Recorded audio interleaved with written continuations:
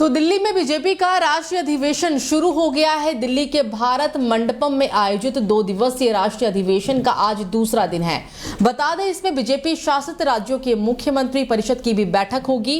इस बैठक में बीजेपी शासित राज्यों के मुख्यमंत्री और उप मुख्यमंत्री भी शामिल होंगे। बैठक में नरेंद्र मोदी और जेपी नड्डा भी मौजूद रहेंगे। बैठक में बीजेपी के तमाम वरिष्ठ नेता भी मौजूद रहने वाले हैं। कार्यक्रम में पहुंचे केंद्रीय कृषि राज्य मंत्री से खास बातचीत की है हमारे संवाददाता हिमांशु दुबे ने। बीजेपी का 2 दिवसीय राष्ट्रीय अधिवेशन आज से शुरू हो गया है। आपको बताएं कि जिस तरीके से मोदी सरकार के 10 साल भी पूरे हुए, 2024 का चुनाव भी नज़दीक है, तो ऐसे में आज बड़ी बैठक 2 दिनों तक चलने वाली है। हमारे साथ बातचीत करने के लिए केंद्रीय कृषि राज्य मंत्री कैलाश चौधरी जी है। सर, जिस तरीके से 2 दिन का ये अधिवेशन है, इसमें क्या मुद्दे रहने वाले हैं, क्या चुनौती और किस तरीके की रणनीति बनेगी? ऐसा है कि हमारा राष्ट्रीय अधिवेशन हर बार होता है। देश भर के सभी हमारे भारतीय जनता पार्टी के वरिष्ठ कार्यकर्ता इस अधिवेशन में उपस्थित होते हैं, जहां पर हमारे शीर्ष नेतृत्व का, राष्ट्रीय नेतृत्व का हमें मार्गदर्शन मिलता है और वो जो हमें पाते प्राप्त होता है, उस पाते प्राप्त को लेकर हम जनता के बीच में जाते हैं और उसी की कड़ी के अंदर आज राष्ट्रीय अधिवेशन है। और निश्चित रूप से मैं कह सकता हूँ कि यहाँ से जो हमें पाते प्राप्त होगा उसको जनता के बीच में ले जाने के बाद मैं कह सकता हूँ कि जनता आज नरेंद्र मोदी जी के विकास को देख रही है। आज जनता है, एक गारंटी अगर किसी की है तो वो नरेंद्र मोदी जी की गारंटी के ऊपर भरोसा कर रही है। और मैं सोचता हूँ कि जो गरीब कल्याण की योजना के काम हुए हैं, युवाओं को रोज़गार देने के जो इस कार्यकाल के अंदर 5 साल 10 साल में जो काम हुए हैं, महिलाओं को सशक्त करने के जो काम हुए हैं, किसानों के कल्याण के जो कार्य हुए हैं, इसको लेकर जनता के अंदर एक उत्साह है। और निश्चित रूप से भारतीय जनता पार्टी की 370 सीटों से अधिक आएगी और एनडीए की जो है 400 प्लस सीटें आएगी। और मैं सोचता हूं कि विपक्ष है जो निश्चित रूप से एक तरह से कह सकता हूं कि जो उनके कारनामों से या उनके पुराने जो कार्य है, जो इन्होंने देश को गर्त में डालने का काम किया, एक अलगाव वाला देश जिसके अंदर आतंकवाद को बढ़ावा दे जैसी स्थिति बनी हुई थी और इसके साथ ही सीमाएं भी सुरक्षित नहीं थी, लेकिन इन 9-10 सालों के अंदर देश आज सुरक्षित है। आम जन अपने आप को एक सुरक्षित महसूस कर रहा है। मैं निश्चित रूप से कह सकता हूं कि देश की जनता आज प्रधानमंत्री नरेंद्र मोदी जी के साथ और 400 प्लस सीटों के साथ हम सत्ता में वापस आए। जी सर, जिस तरीके से विपक्ष जो है वो आप उसको कितना चुनौतीपूर्ण मानते हैं? राहुल गांधी भारत जोड़ो यात्रा कर रहे हैं, वो कह रहे हैं कि कांग्रेस इस बार सत्ता में आने वाली है। ऐसा है कि उनको कहीं से सपना आया होगा, लेकिन सपने देखना हर आदमी का अधिकार है। सपने देखने ही चाहिए और सपने देखने थे, लेकिन सपने सारे सच नहीं होते, वो शायद राहुल गांधी जी को पता नहीं है। लेकिन प्रधानमंत्री नरेंद्र मोदी जी ने धरातल पे काम किया है।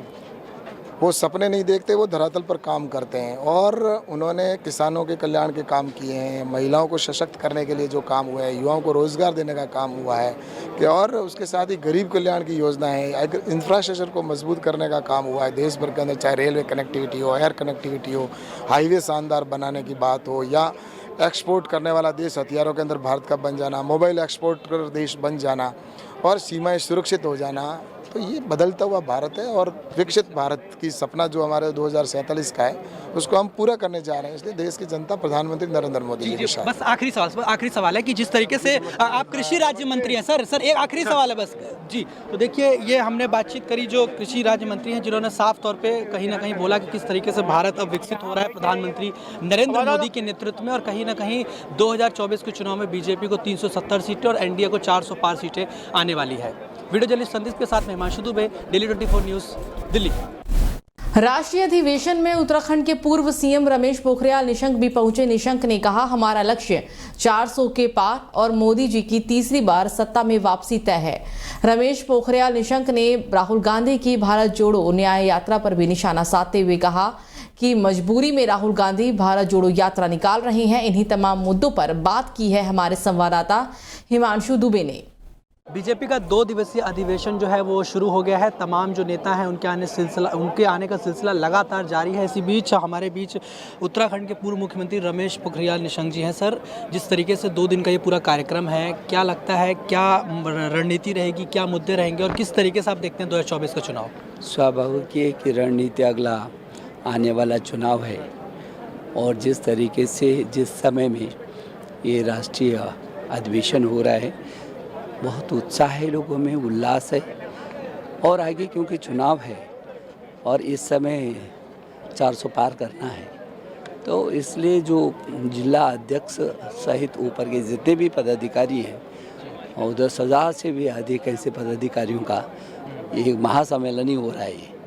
तो स्वाभाविक ही है कि बहुत उत्साह है लोगों में, और ये अधिवेशन आगे सारी रणनीति भी बनेगी, और निश्चित रूप में जो हमारा लक्ष्य है कि मोदी जी भारी बहुमत से तीसरी बार देश के प्रधानमंत्री बनेंगे, उस लक्ष्य को पार करने के लिए ये अधिवेशन होगा। सर, जिस तरीके से अभी कांग्रेस के जो नेता हैं वो भारत जोड़ो न्याय यात्रा भी निकाल रहे हैं, ऐसे में कितना चुनौतीपूर्ण मानते हैं? और उत्तराखंड की बात करें, वहाँ पर क्या स्थिति आपको दिखती है? उत्तराखंड तो वहाँ तो चप्पा चप्पा भाजपा है, घर घर कमल का फूल है, मोदी जी है, तो उत्तराखंड तो एक तरफा है। लेकिन देश में भी मुझे लगता है उनकी कौन सी यात्रा हो रही है, वो कुछ ना कुछ तो बेचारे करेंगे।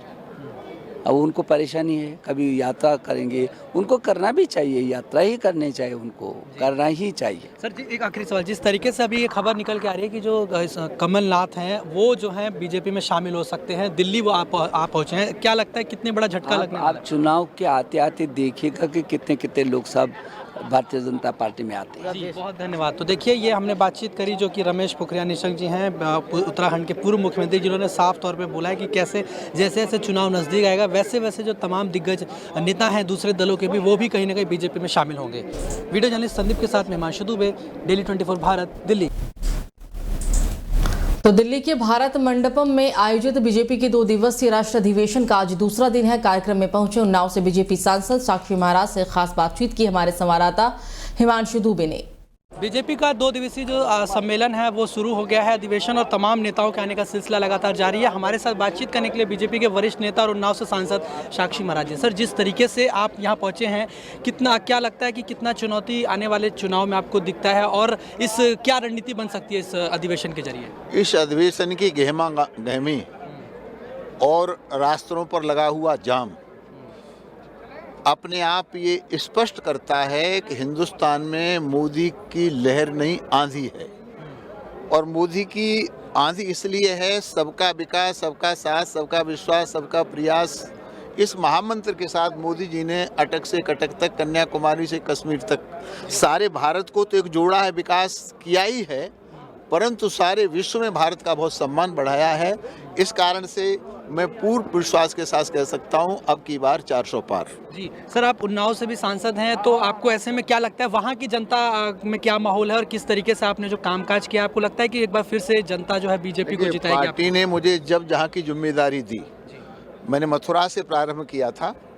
मथुरा कभी बीजेपी नहीं जीती थी, मैं जीत करके आया। पार्टी ने मुझे फर्रुखाबाद भेजा, मैं 3 बार फर्रुखाबाद से जीत करके आया। अभी पार्टी ने मेरे को उन्नाव भेजा, 2014 में भी उन्नाव जीत के आया। 2019 में 4,01,000 के अंदर से मैंने उन्नाव जीता था, और पार्टी अगर इस बार अवसर देती है तो कम से कम 5 लाख के अंतर से जीत करके आऊँगा। जी सर, जिस तरीके से राहुल गांधी भारत जोड़ो न्याय यात्रा कर रहे हैं और वो कह रहे हैं कि इस बार कांग्रेस की सरकार बनेगी, बीजेपी को हम हरा देंगे, ऐसे में क्या लगता है कितना चुनौतीपूर्ण मानते हैं आप कांग्रेस? जब से देश आज़ाद हुआ तब से लेकर, और आज़ादी की लड़ाई लड़ी जा रही थी तब से लेकर, जिस खानदान ने देश के साथ, शहीदों के साथ अन्याय किया, आज वो न्याय की यात्रा निकाल रहे हैं, उन्हें प्रायश्चित की यात्रा निकालनी चाहिए। जी, बहुत धन्यवाद सर। तो देखिए, हमने बातचीत करी जो उन्नाव के बीजेपी सांसद हैं साक्षी महाराज जी, जिन्होंने साफ तौर पे कहा कि बीजेपी जो एक बार फिर से प्रचंड बहुमत के साथ जीतेगी, और इस बार मोदी जी जो है, मोदी की लहर नहीं बल्कि आंधी जो है वो कहीं ना कहीं नजर आ रही है। वीडियो जर्नलिस्ट संदीप के साथ हिमांशु दुबे, डेली 24 भारत, दिल्ली। तो खबरों में आगे बढ़ते हैं, बात करते हैं फर्रुखाबाद की। फर्रुखाबाद में साईं मूर्ति को लेकर दुर्वासा ऋषि आश्रम के महंत ईश्वरदास महाराज ने बड़ा ऐलान किया है। महंत ईश्वरदास महाराज ने साईं मूर्ति नहीं हटने पर बड़े आंदोलन की चेतावनी दी है। दरअसल रेलवे रोड स्थित महाभारत कालीन पांडेश्वर नाथ मंदिर में साईं प्रतिमा लगाई गई है। ईश्वरदास महाराज ने कहा कि साईं का असली नाम चांद मियां है। सनातन धर्म के अंदर मंदिर में साईं प्रतिमा स्थापित कर सनातन धर्म का अपमान किया जा रहा है। उन्होंने ये भी कहा कि कोई भी सनातनी से स्वीकार नहीं करेगा। जिन लोगों की श्रद्धा है वो व्यक्तिगत मंदिर बनवाकर मूर्ति लगवाएं। उन्होंने शासन प्रशासन से मांग की है कि कहीं भी किसी भी मंदिर में साईं मूर्ति नहीं लगनी चाहिए। बार बार कुठाराघाट सनातन धर्म पर ही होता है। यदि ऐसा ही है तो मस्जिद और चर्च में क्यों नहीं साईं की मूर्ति लगाई जाती है। उन्होंने कहा कि अगर मूर्ति नहीं हटाई गई तो 22 फरवरी को पांडेश्वर नाथ मंदिर में अनशन पर बैठेंगे और धरना प्रदर्शन कर आंदोलन भी करेंगे। सर्वप्रथम सभी पत्रकार बंधुओं का बहुत बहुत धन्यवाद। और आपसे भी हमारा निवेदन, साईं राम मत कहें, खाली साईं कहें, यहाँ तक कि उसका नाम चांद मियाँ है। सनातन धर्म का बार बार अपमान यह प्रत्येक सनातन धर्मी अब नहीं सहन करेगा। ये जो मूर्ति लगी है, हमने 2 बार इसकी चर्चा की अध्यक्ष जी से, जो कमेटी के अध्यक्ष हैं श्री अनिल त्रिपाठी जी। कोई भी सनातनी इसको स्वीकार नहीं करेगा। जिन लोगों की श्रद्धा है साईं के प्रति, वो अपना मंदिर बनवाएं व्यक्तिगत और उसमें मूर्ति अपनी लगवाएं। हमारा तो शासन प्रशासन से यह मांग है कि कहीं भी किसी भी मंदिर में साईं की मूर्ति नहीं लगना चाहिए, क्योंकि कुठाराघात बार बार सनातन धर्म पर ही क्यों होता है। यदि ऐसा ही है तो कभी किसी ने मस्जिद में तो नहीं लगवाई साईं की मूर्ति,